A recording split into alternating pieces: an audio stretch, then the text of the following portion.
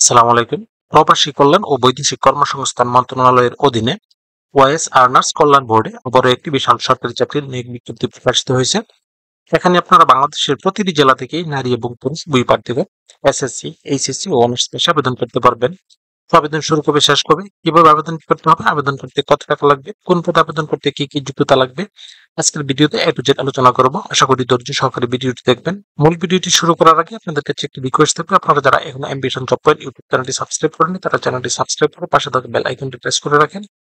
এতে পরবর্তীতে যে কোনো চাকরির আপডেট আসার সাথে সাথে নোটিফিকেশনে জানতে পারবেন। ভিউয়ার্স, এই সার্কুলারটিতে সর্বমোট 14টি ক্যাটাগরিতে লোক নিয়োগ করা হবে। অফিস সহায়ক পদে সর্বমোট 30 জন লোক নিয়োগ করা হবে। এটি 20তম গ্রেডের একটি পদ। এসএসসি পাস হলে এই পদে আবেদন করতে পারবেন। এরপর হবে প্লাম্বার, এই পদে একজন লোক নিয়োগ করা হবে। এরপর হবে জেনারেটর ও পাম্প চালক, এই পদে একজন লোক নিয়োগ করা হবে।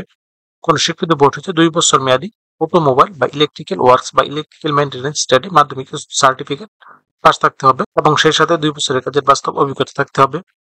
এরপর হবে ডেসপাস রাইটার, এই পদে একজন লোক নিয়োগ করা হবে। ইলেকট্রিশিয়ান পদে একজন লোক নিয়োগ করা হবে। কোন স্বীকৃত বোর্ড হতে 2 বছর মেয়াদী জেনারেল ইলেকট্রিক্যাল ওয়ার্কস বা ইলেকট্রিক্যাল মেইনটেনেন্স ট্রেডে মাধ্যমিক স্কুল সার্টিফিকেট বা ভোকেশনাল পরীক্ষায় পাস থাকতে হবে। সেই সাথে 2 বছরের কাজের বাস্তব অভিজ্ঞতা থাকতে হবে। রিসিপশনিস্ট পদেও একজন লোক নিয়োগ করা হবে। এরপর হবে কেয়ারটেকার, এই পদে 2 জন লোক নিয়োগ করা হবে। ক্যাশিয়ার হবে একজন। স্টোর কিপার পদে একজন লোক নিয়োগ করা হবে। কোন স্বীকৃত বিশ্ববিদ্যালয় হতে ন্যূনতম 2য় শ্রেণী বা সমমানের জিপিএতে স্নাতক বা সমমানের ডিগ্রি থাকতে হবে। সেই সাথে কম্পিউটার পরিচালনায় দক্ষতা এবং অভিজ্ঞতা থাকতে হবে। হিসাব রক্ষক পদে একজন লোক নিয়োগ করা হবে। এরপর হবে উপসহকারী পরিচালক, এই পদে সর্বমোট 20 জন লোক নিয়োগ করা হবে। এটি 10ম গ্রেডের একটি পদ। কোন স্বীকৃত বিশ্ববিদ্যালয় হতে ন্যূনতম 2য় শ্রেণী বা সমমানের সিজিপিএতে স্নাতক বা সমমানের ডিগ্রি থাকতে হবে। এরপর অনুবাদক নেওয়া হবে একজন। সহকারী পরিচালক তথ্য যোগাযোগ, এই পদে একজন লোক নিয়োগ করা হবে।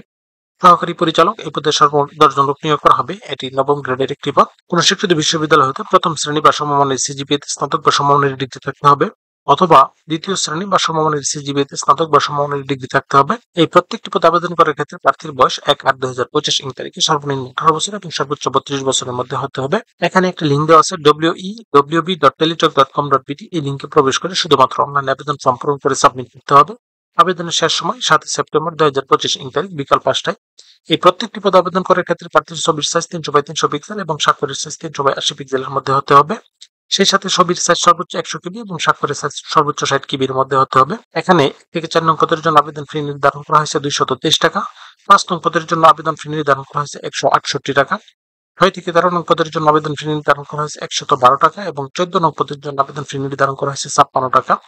যা এখানে দেওয়া নিয়ম অনুসারে শুধুমাত্র টেলিটক সিমের মাধ্যমে আবেদন ফি পরিশোধ করতে হবে। ভিউয়ার্স, এরকম আরো নতুন নতুন সরকারি এবং বেসরকারি চাকরি সার্কুলার পেতে চ্যানেলটি সাবস্ক্রাইব করে পাশে থাকুন। সেই সাথে লাইক, কমেন্ট এবং শেয়ার দিয়ে রাখুন।